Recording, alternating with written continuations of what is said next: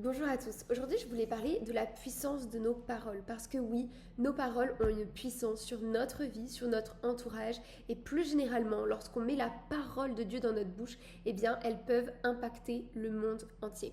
Alors, l'apôtre Jacques, dans sa lettre au chapitre 3, verset 3, il compare la langue à un gouvernail. Et il nous dit, eh bien, regardez, les grands bateaux ont un tout petit gouvernail qui donne la direction tout entière du grand bateau.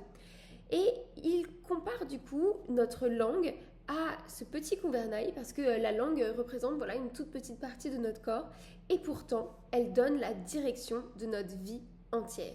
Et donc il nous dit de faire très attention à toutes les paroles qui sortent de notre bouche. Il nous invite à vraiment mettre des filtres entre tout ce qu'on va penser et ce que l'on va dire parce que la parole va produire des effets pour notre vie et également pour celle de notre entourage. Donc il nous invite à avoir une très grande attention à nos paroles.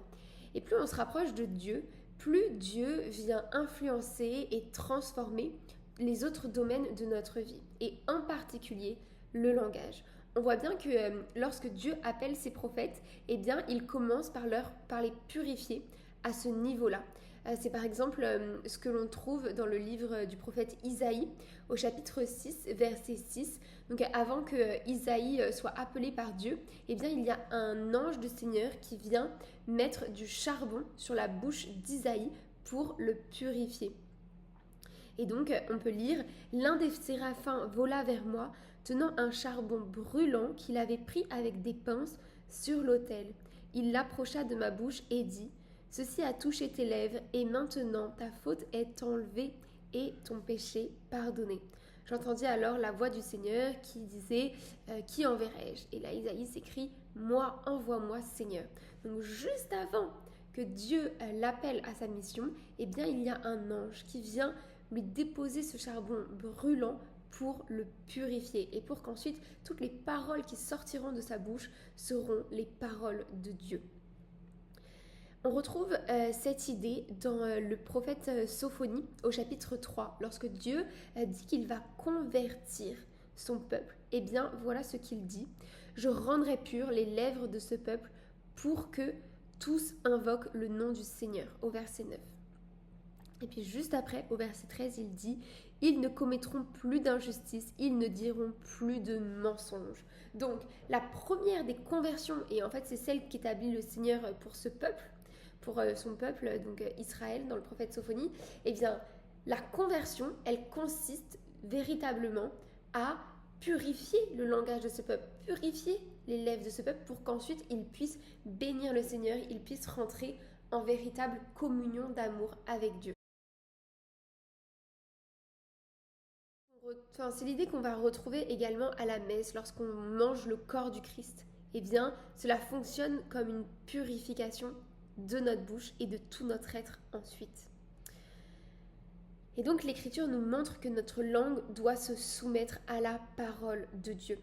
Dans Jacques, au chapitre 1, verset 26, il est écrit « Si quelqu'un doit être religieux mais ne tient pas sa langue en bride, la religion de cet homme est vaine. Il est dans l'illusion et dans l'erreur. » Donc, Saint Jacques nous montre bien que si on croit suivre le Seigneur, avoir une relation avec lui, mais qu'à côté de ça, nos paroles ne sont pas pures, on peut dire des mensonges sur nous-mêmes, sur d'autres personnes. Enfin, voilà, s'il y a des choses mauvaises et impures qui sortent de notre bouche, eh bien, toute notre religion, toute notre tentative pour nous rapprocher de Dieu sont rendues vaines et nous bernent d'illusions. Là où, si on fait attention à ce qui sort de notre bouche, à nos paroles, et que on cherche à utiliser notre bouche pour porter des bons fruits, eh bien là, notre religion porte de véritables fruits. Et donc la langue doit s'aligner avec notre esprit qui est constamment avec Dieu. Parce que si elle ne le fait pas, eh bien on ne demeure pas en Dieu et donc impossible de porter des fruits, comme nous le souligne Jean dans son évangile, le chapitre 15, lorsque il rapporte les paroles de Jésus et il dit, donc Jésus dit « Demeurez en moi comme je demeure en vous. Ainsi vous porterez du fruit, cela est la gloire de mon Père. » Donc si on veut porter du fruit, il faut demeurer en Jésus, Et demeurer en Jésus, c'est voilà, rester dans sa parole, rester dans sa pureté, dans son amour. Et alors là, eh bien, ce qui sort de notre bouche, ce sont des paroles d'édification, des paroles qui favorisent la paix, l'entente mutuelle et la charité. Et donc, on voit bien que la langue, nos paroles ont une puissance qui peut être positive ou négative. Dans le Proverbe 18, au verset 21, il est écrit « La mort et la vie sont au pouvoir de la langue.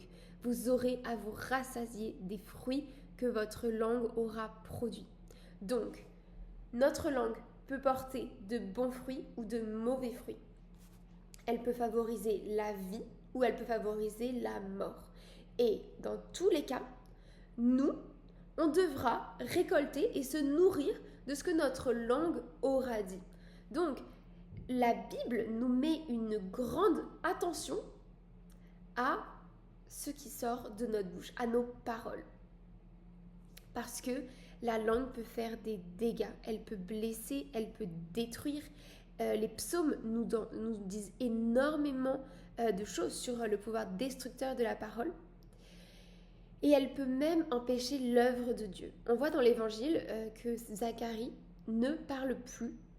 Dieu lui fait fermer la bouche lorsque l'ange lui donne la nouvelle à propos de Jean-Baptiste.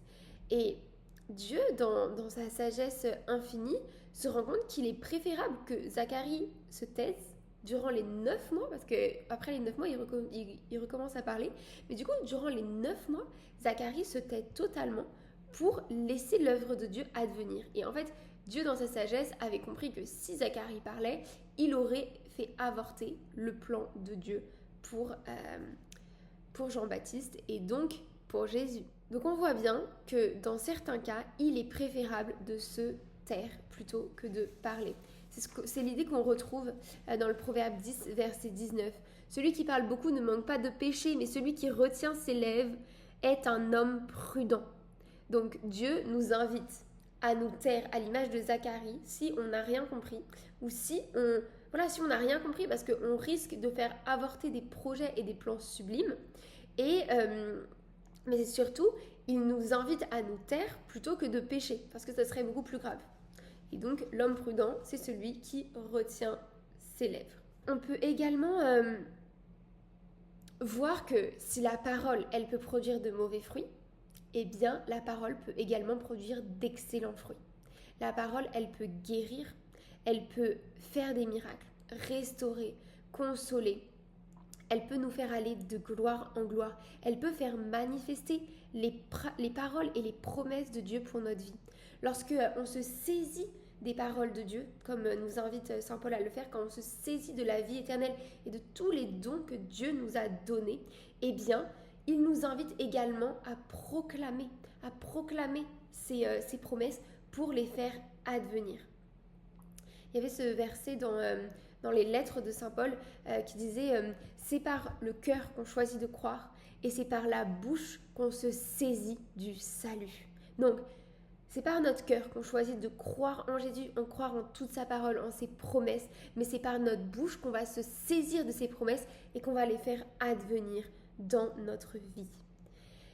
Et on peut également lire par exemple, c'est un exemple parmi d'autres, mais dans le psaume 107 au verset 20, il est écrit « Dieu envoie sa parole et les guérit ». Donc, on voit bien que la parole de Dieu, elle est performatrice, c'est-à-dire qu'elle produit ce qu'elle dit.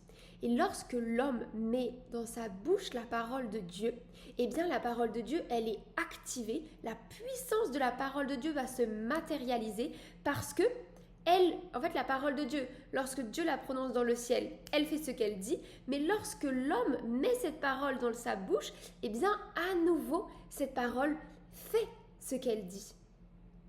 Et donc, on peut véritablement voir le caractère, la puissance créatrice de la parole de Dieu. Et donc, lorsqu'on parle la parole de Dieu, eh bien, ça va tout de suite mieux. Alors, quand on parle la parole de Dieu et que ça va toujours mieux. Et lorsque on parle la parole de Dieu alors que ça ne va pas, eh bien, cela permet à Dieu de libérer ses promesses de grâce dans l'épreuve. Et en particulier dans l'épreuve, il faut davantage dominer sa parole parce que c'est souvent dans la difficulté qu'il peut y avoir des paroles de plainte, de récrimination, de critique. Et cela peut avoir des conséquences fâcheuses comme on le voit dans le passage de l'Exode lorsque les Hébreux traversent le désert. Et bien parfois ils sont en pénurie d'eau, parfois ils sont en pénurie de nourriture. Parfois, ils sont vraiment confrontés à de véritables difficultés. Et face aux difficultés, ils ont deux solutions. Soit ils demandent de l'aide à Dieu, soit ils se plaignent. Et bon, eux, à chaque fois, ils vont se plaindre. Et bon, Dieu fait toujours preuve de beaucoup de miséricorde, beaucoup de patience, les pardonne, leur donne toujours de quoi se nourrir et se désaltérer.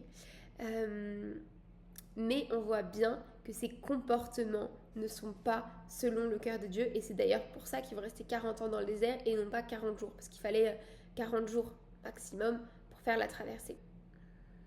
Et le texte nous dit que lorsque les Hébreux récriminent, eh bien, ils commettent de grands péchés.